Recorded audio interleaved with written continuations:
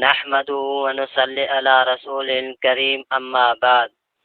میرے دوستو، حضرت انس رضی اللہ تعالیٰ عنہ فرماتے ہیں انکم لتعلمون اعمالا ہی ادق فی اعینکم من الشعر، کہ تم ایسے کام کر بیٹھتے ہو جو تمہارے نظروں میں بال سے بھی زیادہ معمولی ہیں۔ کننا نعدھا علی عہد رسول اللہ صلی اللہ علیہ وسلم من الموبقات، لیکن ہم عہد نبوی میں ان کاموں کو مہلکات میں سے سمجھتے تھے۔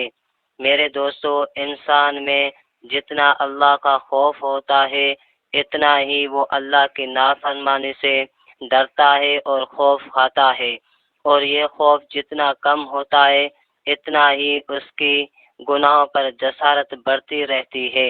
صحابہ کرام رضوان اللہ اجمعین کے دلوں میں اللہ کا شدید خوف ہر دم موجود رہتا تھا، اس لیے وہ معمولی سے معمولی گناہ پر بہت زیادہ خوف محسوس کرتے تھے۔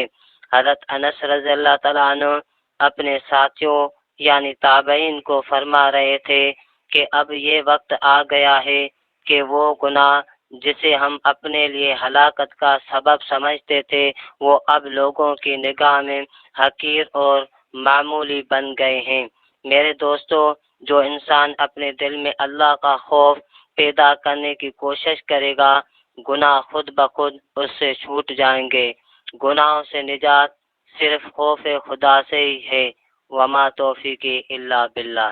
اللہ